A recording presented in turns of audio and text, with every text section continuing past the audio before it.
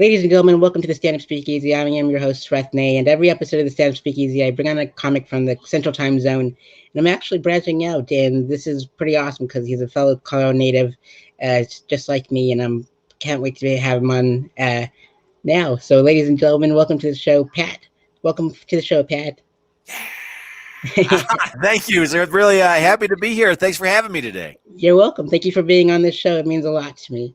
Absolutely. Yeah. Well, hey, I'm a big supporter of people out there creating and putting out cool content. So happy to be on. Was happy to see your message when you reached out after you had interviewed Amber Autry. Amber's terrific, just a wonderful comedian. Done a lot of work with her in all kinds of regards. So happy to be here. She spoke highly of you as well. Awesome. She's fantastic. She was like the very first, well, maybe the second Chicago comic ever that I met in Chicago when I did 2 shows out there. Yeah. And she was like the bee's knees. I love her. She's fantastic. She is. She's a delightful individual. Well, yeah, I'm just so happy to be here and cool. Like always, a big supporter of anybody who's just out there actively doing what they can, like yourself, of interviewing, and I think it's really wonderful. So happy to be here again. Yeah. Awesome, ditto. And so you worked in the corporate world as an international sales manager for 12 years before comedy came around. What was it like working in the corporate field before comedy came around for you? Oh, not great. Not great.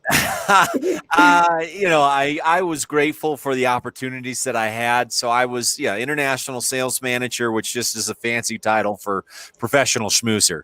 And I was very fortunate in that I was able to travel around the world. Like, I got to go to more places by age 34 than most people will ever get to go in their entire lives, which I'm grateful for. I got to meet a lot of awesome people all over the world. I got to see and do a lot of really cool things, and it was appealing at the time, but then I just slowly started to realize that it wasn't what I wanted to do with my life. And I just, I was having a lot of success in the corporate world, but personally, my success in terms of just being happy with who I was at getting, it was, I don't even know what the right word is. Bad. It was a bad situation. So I realized I got to get out of here, and I got to do what I want to do. And I love making people laugh. I'm addicted to it. And it makes me so happy to make other people happy. So I said, I'm going to leave. So I left in August of 2018. And I goofed around for a while, which was stupid of me to do, yet I learned from it. And I had some toxic people in my life that I got out of my life, thankfully. And I was, and just to be clear, I was responsible for them being in my life, not them. It's 100% on me. And then once I had a kind of a clear path, I thought, all right, now I need to work hard. Like, this is a unique opportunity. I can go get what I want to get, and I can perform. I can be on stage, and I just have to do all the work. So it was so liberating because I knew I had success doing something that I didn't like doing at all. So the fact that I was changing to doing something that I entirely love and believe that I was put on this planet to do made it a lot, I don't want to say easier because it's been pretty hard. It made it a lot more encouraging. I guess from an individual standpoint of finding the courage within to say, this is it. You got to do this. You can do this. Just keep going, which I think, yes, as you're familiar as a comedian, it's very easy to get inside your head and let the negative thoughts take over when something doesn't go your way. And that was so. I was in Chicago at the time, and I had a board where I said, all right, these are the things I need to do every day to reach a certain level of success as a comedian. And so it was reading, it was writing, it was exercising, and going to open mics, right? No one knew who I was. I was this older guy in the Chicago scene. I was 36 at the time, 37. And, most of in Chicago open mic, it's 20 to 28 years old, right? And now I'm the old weird dude coming in.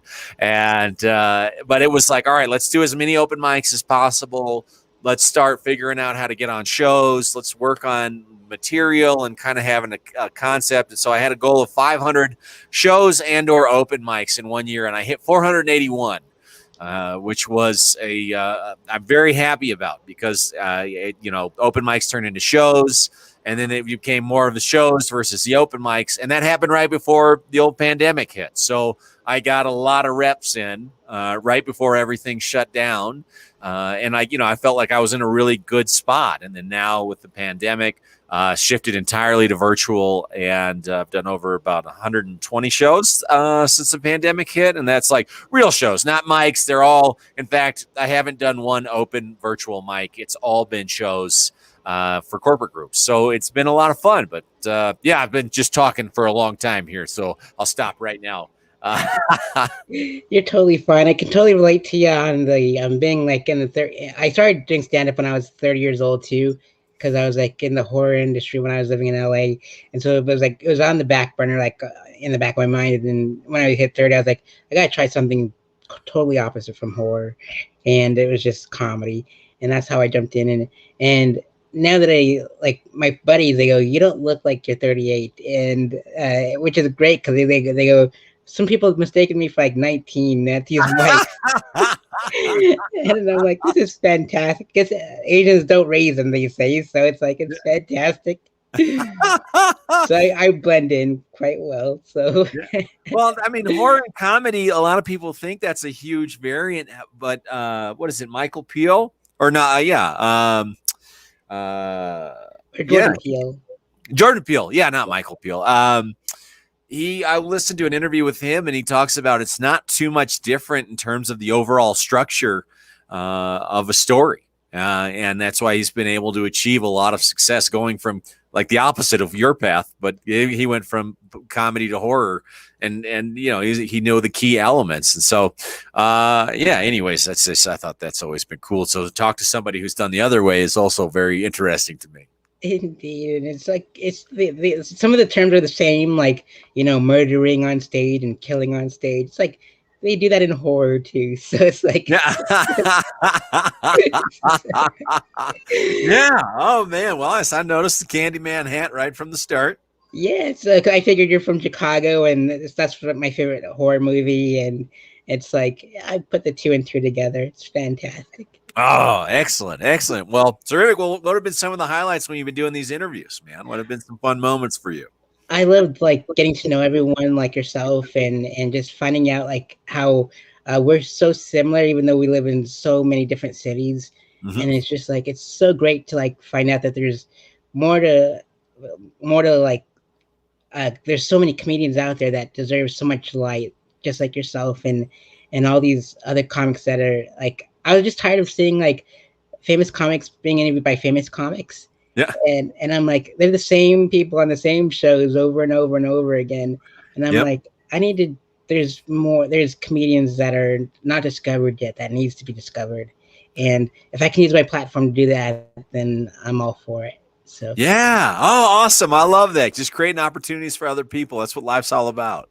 Yep. And I figured since we're all locked down, I might as well build your social medias up and donate to our favorite charities in the process, or put money in their pockets because they don't have any shows going on for them. And it's just my way of just saying I'm giving back, and just for like welcoming me into the comedy world. And yeah, my way this is one of the ways I can think of that I can. Awesome. Man. Yeah. At the start of the pandemic, I started an Instagram live show where I called it Comedians in Quarantine Having Cocktails. And I was just reaching out to comedians within the Chicago community. And then it was actually my girlfriend who said, why don't you reach out to other people? And so I started reaching out to performers, like higher level performers that I'd never even met. And at the time, comedians had nothing going on. So all of a sudden I found myself just talking to these comedians that I admire and respect, like Josh Blue. He's one of my favorite of all time, and especially being from Colorado. So, he was a guest on my Instagram live interview show, and it was just so fun. And so, and then it was like, make sure we promote everything, and like, yeah. So I really like. So when I got your message, I was intrigued because it had been me for so long, reaching out to comedians, that when it's on the other end of things, it's like, oh, wow, yeah, I'll check this out. So, yeah, man, all about creating, right? Absolutely, indeed. I have to check out your show now that I know about it. So it's fantastic. Yeah, we're gonna get picked back up again here in the next couple weeks, but we stopped in August, I think, just because we had so many. So I have a business where I do corporate shows and for private groups, and thankfully, very grateful that took off this past year, and so I had to put the free shows aside for a while, and now I'm at a spot where I can jump back into them again, and I've got a decent hold on the business, and so, but I'm excited because it was just so many fun conversations, right? You learn comedians, there's all kinds of comedians you never heard of, and I like your style. You had asked Amber for a suggestion. I would do the same thing to performers. I would ask at the end, like, who's a comedian you recommend I should talk to? And then it's such an easy lead in, right? When you Yep. reach out to that next comedian, you're like, hey, I talked to so-and-so and they said we should talk to you. And it's like, all right, I'll pay attention to this. Absolutely, and that's what I love. It's like a secret society of stand-up comics, and it's like you gotta know someone that knows someone to join in on the fun, and so it's pretty neat. So far, it's like there's like 60 interviews so far, so I still have to reach out to more people because there's still a long list that I gotta Yeah. go through. So it's going quite well. I'm glad that this was like the silver lining in all of this whole pandemic thing. It's Right? Yeah, you marvelous. got to find the positives in life. That's what it's all about. Absolutely. So you mentioned that you moved back to Colorado from Chicago, and you created one of the best independent shows in the city called Joke at the Oak, and it raised 17,000 for local charities. And how did you start Joke at the Oak, and what made you reach out to raising funds for local charities? Yeah. So Joke at the Oak was started because when I jumped into the Chicago scene, I took the step of reaching out to some already established comedians, just as a stranger, saying, "Hey, I'm just getting into this. Would you mind if talking with me for 20 minutes? Can we meet for a coffee? I would like to just learn about what your experiences have been and what you would recommend doing." And I reached out to Vic Pandya, who has now we've become good friends. But at the time, I was a total stranger, and he was on because I took classes in Chicago at Second City and IO, and one of my teachers, who was one of my mentors as well, Deanna Iron Griffins, she was responsible for curating the NBC Breakout Festival. So I went and talked to her, and she gave me the full lineup for that. And it says in the lineup, it had all these comedians, and Vic Pandya was one of the first ones there. So reached out to him, and he said, "Yeah, I'd be happy to talk to you." I'd never met him before; he just meeting me randomly, and so I went and met him at where he worked as he was leaving, and we ended up. Spent about 2 hours with me, and he said, "Here's the key: is what you want to do is you want to start an open mic." You want to go to a bar that just doesn't have a lot of people coming to it and say, "Hey, I'd like to bring comedians here and have an open mic, and maybe you can get more revenue." And he's like, "And you want to do that because then you will learn how to host fast, and you learn how to run it, and then you want to turn that open mic into a show." So I was thinking, well, I don't know anybody in Chicago. I don't know like what bars I'm like just going to walk into a bar. This isn't going to be such an ideal situation. But then I was a total moron, right? Because there's a Denver Broncos bar in Chicago, and being from Colorado, big Denver Broncos fan, and I would be at that bar every Sunday watching the games, and I got to know the staff really well. And I really partied hard when I was younger, and so they had seen me at my worst, which it wasn't that bad, but I was, I'd be really hammered at that bar every Sunday. And as I'm sitting there one day watching a Broncos game, I was like, "What bar should I do this at?" And I was like, "Oh, wait a minute, this I know this. Like the back room could work here." They had a cool back room, rectangle setup, so nice and easy.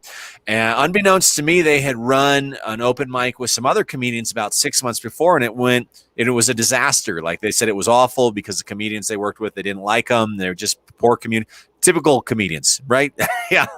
Poor communication. It was like they were using it to they got a tab.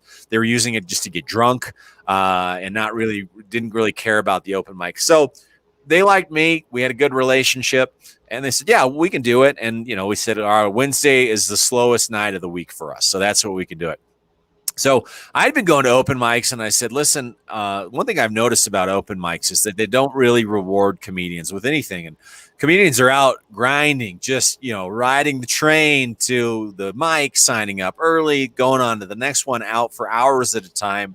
they're spending money. Some of the bars in Chicago at the time, which like thankfully I don't care how to say this, but like Patsy's just shut down, and that was notorious for like charging people to perform, and I'm so against that.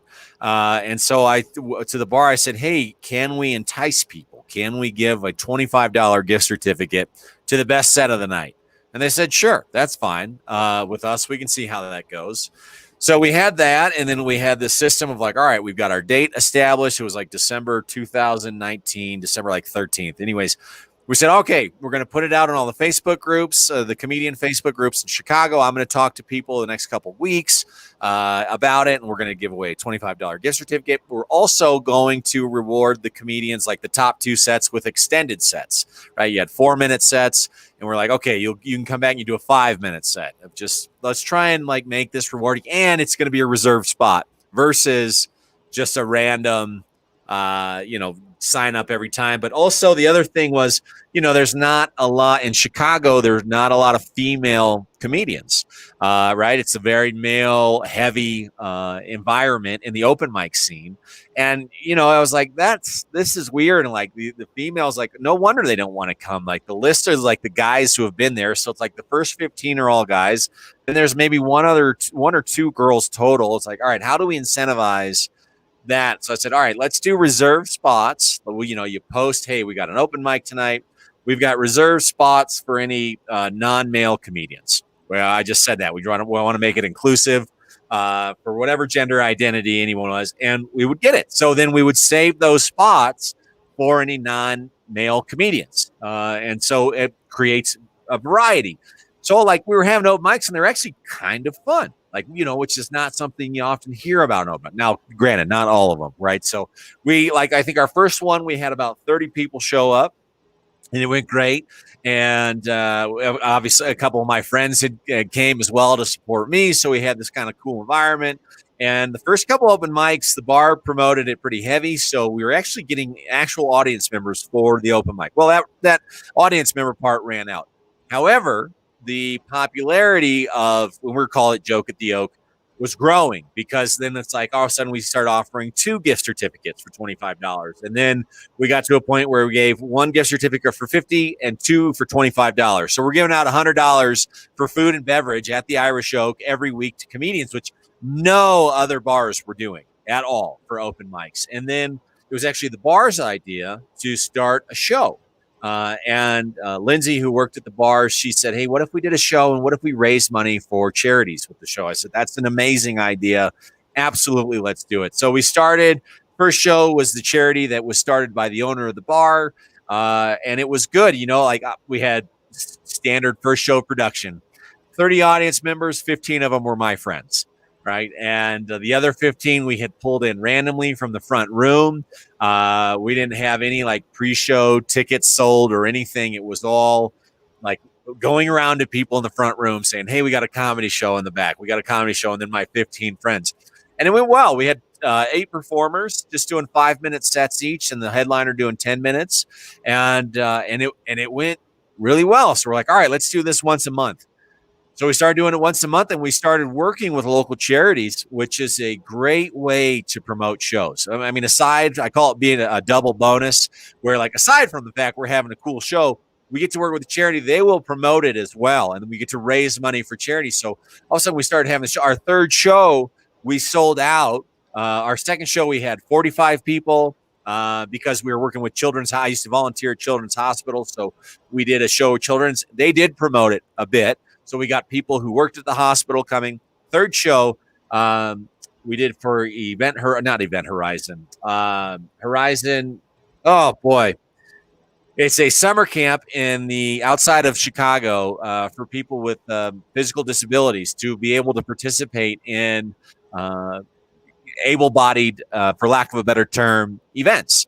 And they sold it out. We had 75 people. So we went 30, 45 to 75, where I walked in. It's basically my third show ever really hosting an actual show to a jam-packed room. And we kind of just after that one, we just had a lot of success. Word was starting to get out. We'd work with the different charities. They'd pack the room, and that was great. And so it went from once a month to twice a month. It was in Wrigley, so we had to be aware of baseball season. As soon as baseball season was over, we did it to weekly shows where we would consistently get 60 to 70 people. And every time 100% of the ticket sales would go to whatever local charity that we were working with. And it was just fun, right? For me personally, I learned a lot, being a white dude in the Chicago comedy scene is nothing unique at all about me. It's standard run of the mill stuff. So it's like any opportunities, unless I'm mega funny, I have to create on my own. And I'm not saying that's a struggle or anything like that, to be very clear for everybody, but it's I realized if I wanted to perform, I had to create my own stage. And especially also because I wasn't that good. Right. As funny as I thought I was not that good. So I had to create these opportunities, surround myself with people who were really talented and work hard. And then all of a sudden it was there. And now I was comfortable being on stage, and it really helped a lot for my development. So that's kind of the story. That's the story of Joke at the Oak. And hopefully we'll see what happens. We're not really sure what the status of the bar is going to be. But I'm here in Colorado now, and I'm going to stay for the most part, but we've got some people who are helping me out, who are going to take over as the producers of the show. And because we'd set a goal to raise $100,000. Now we hope that we can continue that. We hope the bar still stays in existence. We're going to find out. And so we can hit that goal of raising $100,000 for various charities. We hit $17,000. And so, 83 more to go. But yeah, that's the story. Wow, that's pretty awesome. I believe that you can make that $83,000 easily. So, and I appreciate that. Indeed, and I hope the venue comes back, because it's pretty neat to know that there's a Denver Broncos bar in Chicago. That's so awesome. Yeah, absolutely. And I love the Broncos myself too, because you can take the boy out of Colorado and put him in Florida, but I'm still gonna love the Avalanche and the Rockies, even though they did the most horrible trade ever. Oh, oh yeah, absolutely. Indeed. But that's we'll keep that between us, I guess. And yeah, no, man, you're exactly right. That was my home spot, right? That's where I would go to just kind of just feel like I was home, and just kind of forget that I was in Chicago, because that was a big transition for me going from Colorado to Chicago. I really enjoyed being outside and in the mountains and skiing and hiking and that, and obviously does not exist in Chicago. So the Broncos bar was, it was fitting, and it was great. I'm so happy that that's where my show was. Of all the bars in Chicago, the thousands of bars in Chicago, that was the special spot. Indeed, most definitely. And when they go back in October, we hope for it's still there, and I'll go support the venue. And hopefully they have a donation jar to donate, and I'll help get you to the 82,000. All right. Hey, fantastic. Yeah, indeed. So after you're selling out so many shows repeatedly, you're now part of you do more corporate stuff. Yep. And what made you jump into the corporate world of stand-up comedy? So I after the shows, I saw that we were getting repeat customers. And so I was like, okay, it means we've got something of value here. The key was, and this is no secret, but just create a very diverse lineup. Just created a wide range of performers, give everybody an opportunity. And that's really the secret sauce right there, is diversity in comedy. What a concept, right? So I realized, hey, we've got something here. And people are coming back. They're having a good time. I know from my corporate working days, I know how the corporate structure works. I know how to find the person responsible for the hiring, the entertainment.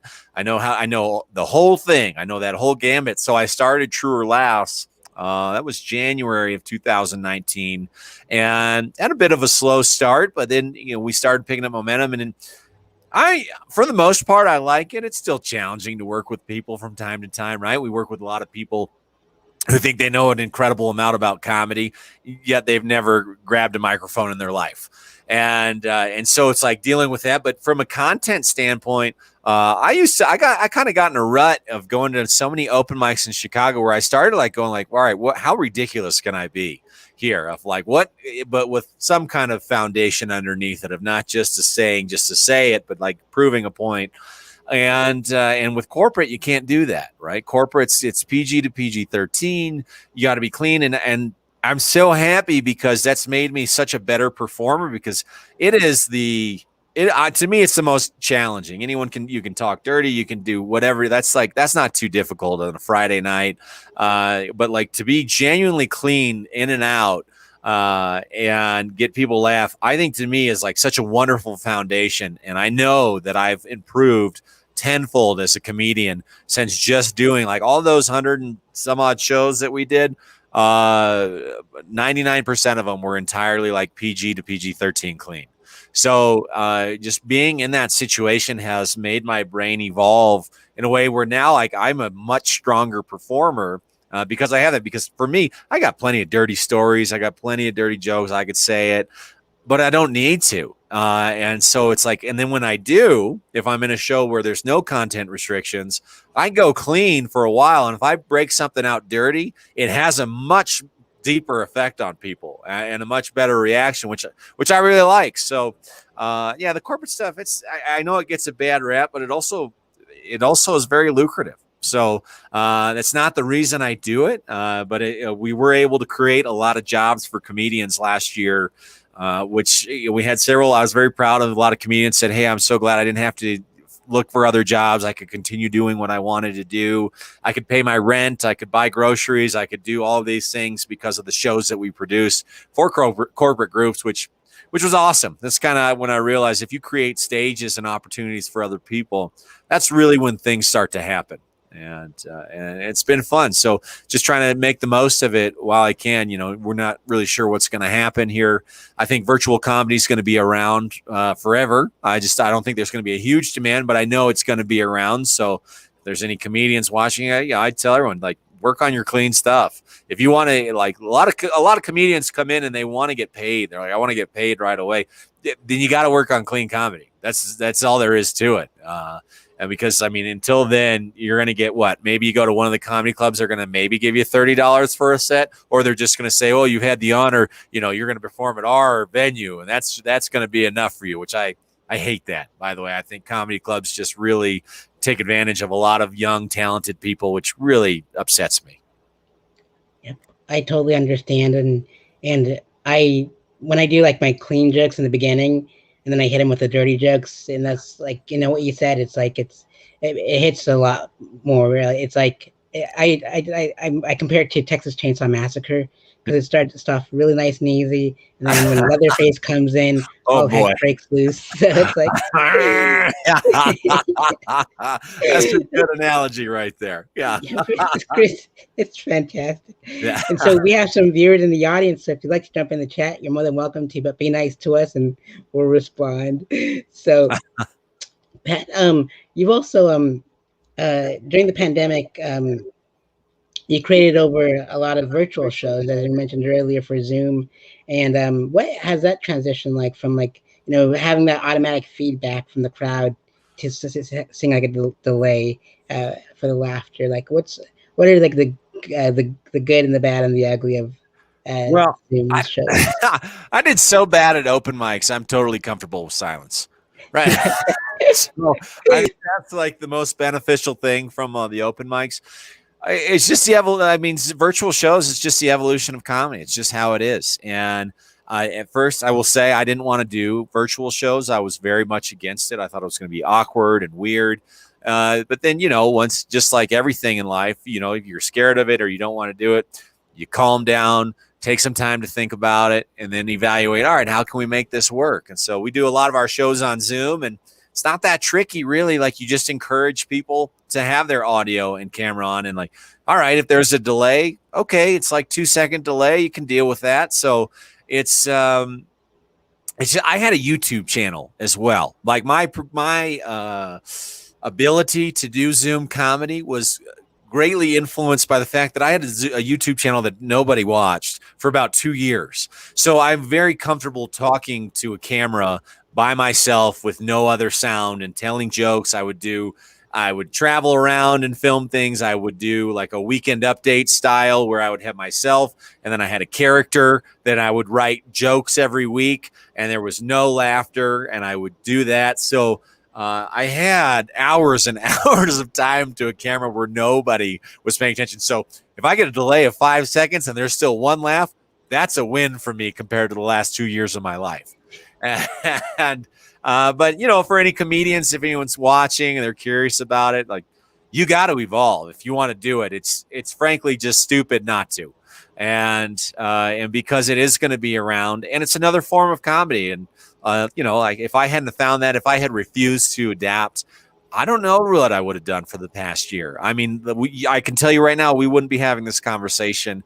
And I can, not to sound like a arrogant, but like, we perform for a lot of people. A lot of people in like live actual shows. Yes, they were for virtual, yet like over 10,000 people. I couldn't even fathom that the year before on my own, right? Like, we would perform, like I said, Joke of the Oak, we had 80 people. That was packed, right? And like, even that every week, that would take 100. That would take over 100 weeks to do, and we were able to do it. We were able to do it in about 5 months, and that's cool to me. That's really cool because I wanted to adapt, and not just myself. We bring on a lot of different performers, and so we were like creating these opportunities for other people and spreading joy and laughter.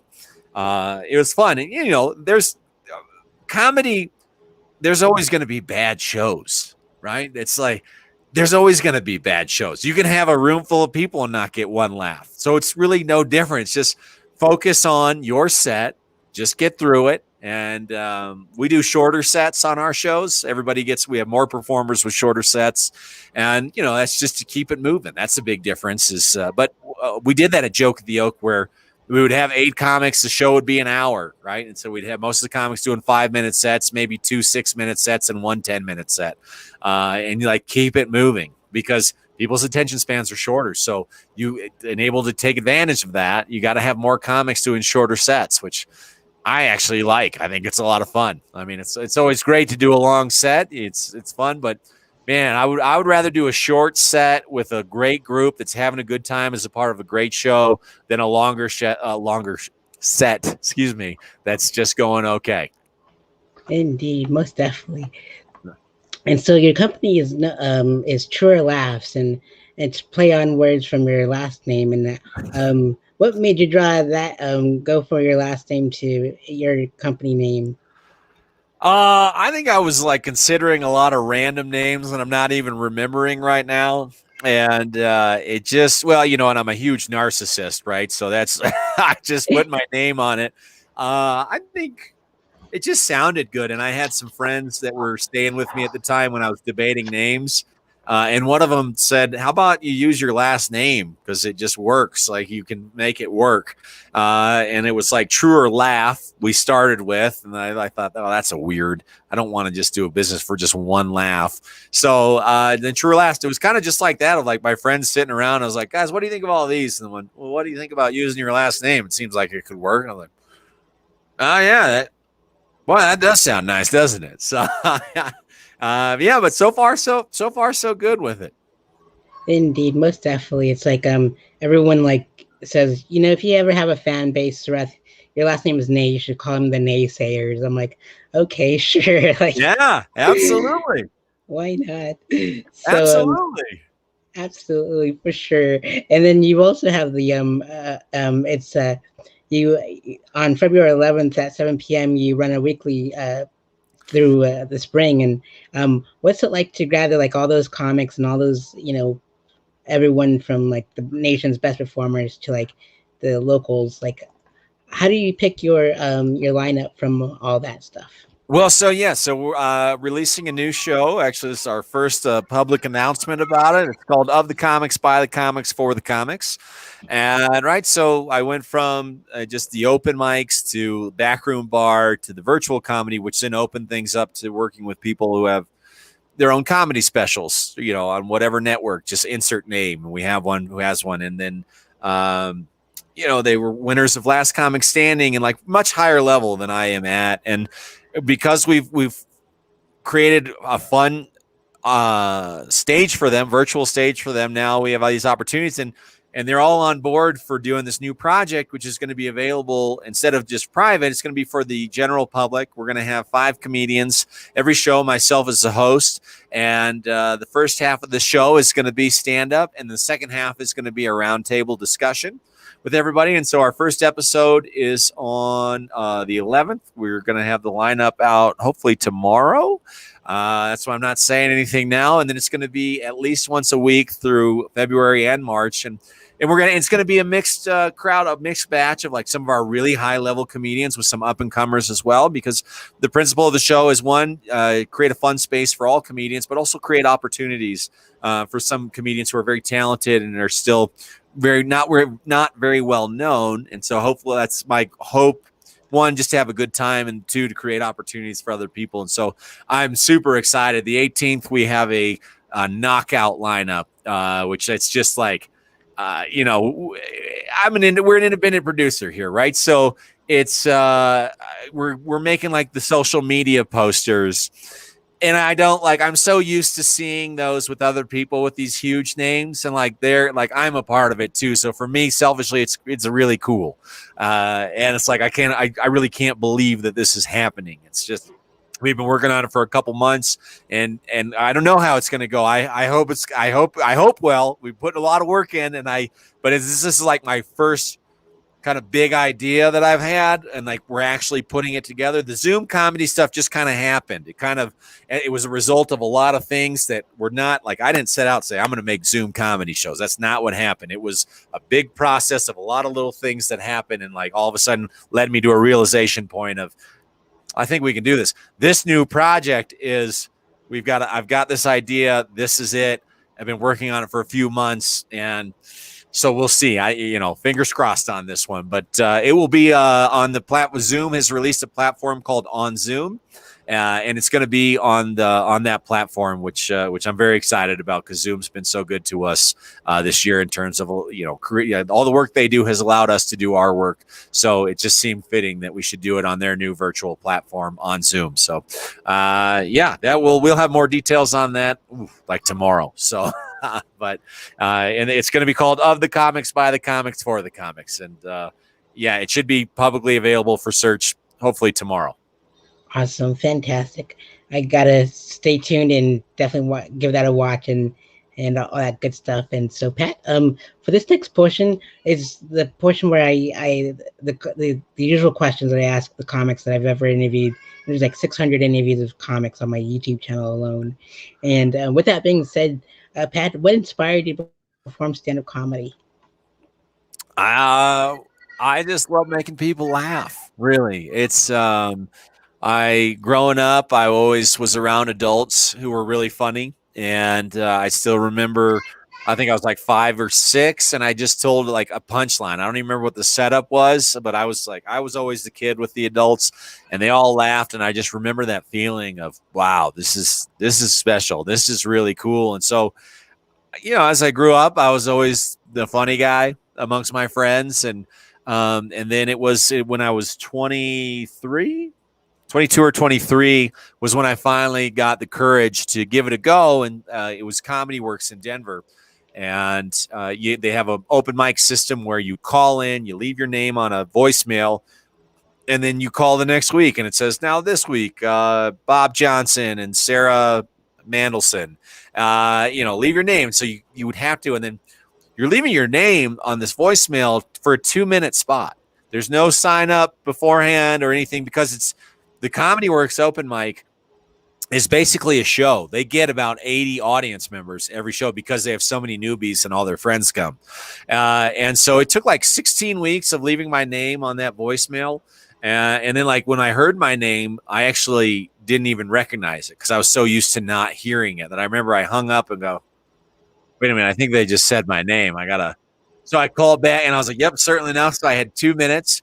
And I did a 2-minute set, and it went for my first time ever. It went fine. I had 30 of my friends there, so and it was just addicting. I was so excited. I jumped off instead of exiting the stage through where you're supposed to. I just jumped off the stage into the audience because I was like so pumped up that I was doing it, and it was so I was so happy. And it was real crude too. You know, I was 22, 23 dude. So I didn't have much to talk about other than like, it was some sex material. My mom was there too, right? Like she filmed the set and it was real dirty in front of my mom and she was laughing.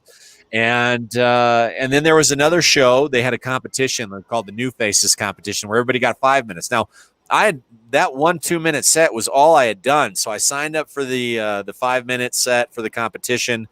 And that went well. It had been a night where everyone was bombing. Everyone was bombing. And I got it. Now there was 80 people. It was packed house, 300 people is about capacity. I think I had 80 of them were my friends and friends of friends. So I shot out like a cannon. I was drunk. I was very drunk too. Because I was so nervous and I was just going to the bar. And they're like, well, drinks for comics are only $2. I was like, that's amazing. And I actually tripped when I ran the stage. I ate it. And everyone thought that I meant to do that, which kind of played to my favor. I did not mean to do that at all. So I played with it. I had a great set, but I blew the light totally because the set was going really well. And I thought, I'm doing awesome. I'm going to keep going. And I ran the light by 2.5 minutes, which is such an error. And so certainly enough, they announced the people who were going to the next round, and they're coming in our first place. And everyone was expecting it to be my name, and it was not, and including me. And they're like, "Yeah, we understand, people, but you got to understand that there are rules here." And I remember I broke down in tears, crying, just like an infant. Just like so upset and like, oh, they should have, in my head, it was like, I was the greatest, but I've seen the set now. It's fine, but I didn't do that great. But just because everyone else had not done a good job, that my decent set was much better received, and then the 80 plus people in the audience. But that was a huge embarrassment for me. That was really embarrassed. And then I did one show after that in which I totally bombed. My third show. And I wasn't going out doing mics. I was just like, I can come up with new material for every show. This is just so easy. And I tanked hard and I did not get back on. That's why I took a huge break and jumped into the corporate world, because I had a huge fall and I was not able to get back on the proverbial horse. And then I went into the corporate world and worked for 12 years. And then I was like, I gotta do this again. So, and I'm glad I did, right? It just took a while to get there. Indeed. I hear those stories about the Comedy Works open mic all the time, and it's quite the journey to be on that stage, and even if it's for 2 minutes. And was it the downtown location or the south side downtown location? Yep, downtown Larimer Street. Yep. Indeed. I remember Amazing performing. place. It is. I was there for Thick Skin, and they were roasting my best friend and myself the whole night. And the host knew that I was a comic, and I was in town from Florida. But I guess he set it up to where yeah, he would give me stage time because of the roasting, and the crowd just went nuts for me to do 4 minutes. And that's like my only time I ever perform on Comedy Works downtown. So yeah, Thick Skin's fun. I did Thick Skin once. We drove down, and I was the last person from the bucket pool, where they bring 3 people up on stage and then the audience, and so that was a lot of fun. I like Comedy Works a lot. I hope it makes. I think it will. I think they're about to reopen, but that's just such a special stage. It's like, that room is just built for comedy, and they run such a great operation there that I'm excited to hopefully perform there when things get open back up here soon. Indeed, most definitely. And what was it feeling like when you first performed stand up? The feeling? Yep. It's undescribable, really. I just you just imagine all your energy running through all your body at the same time in the most positive of ways. And I just, it's invigorating. I guess that's probably the best way of putting it, is invigorating, of just I find when it's going well, I just have this special energy about my whole body that translates into creation. And I still remember those first 2 shows that to me those were the greatest moments of my life. Those first 2 of taking the step, and then now reaching that point of, now it's still like your mind works differently. And when things are going well, you find these connections that are funny, right? Between 2 seemingly obscure, non-related things. And then you find it and building a story. And I really enjoy crowd work. I really enjoy talking with the audience. That to me is so fun when that goes well, of just building something out of nothing on the spot. That is just such a fun feeling. And it's cool because then when you do that, you got material, like it's kind of like you're actively writing and you got your material for some other situation, because inevitably you'll talk to somebody who has the same situation, right? Because people aren't that much different. Like, yes, we're all beautiful and different, but in reality, when it comes down to certain things, we're all the same. And so I don't know. It's just, it's addicting. You're comedian, right? It's just an addicting, invigorating feeling of like, yeah, it feels right. I guess that was a very long-winded. It just feels right. Absolutely. And I love creating something out of nothing, out of thin air on stage. And it might, like when you said that, it reminded me of the show Setlist Stand Up Without a Net. Have you seen that on Nerdist? Oh, it's such an amazing show. Like your favorite comics like have like this random topic behind them and they have to joke about it, and it's unprepared. And like Robin Williams was on there and a bunch of other folks, and I did a show like that in Jacksonville called Hot Topic. Yep. And they made me draw out two random topics, and one was cruise ships and the other one was bag of raccoons. And I had to like riff on those two topics alone and make a set completely out of thin air with just those two. And it was like the most funnest time I've ever had in my life. Yeah, it's so fun. So fun. Absolutely. And just a heads up, I got 5 minutes before I got to jump. Oh, for sure. We'll jump right into that instead. And we'll go. We'll continue this part 2 on a later date. But why did you pick ACLU to raise funds for?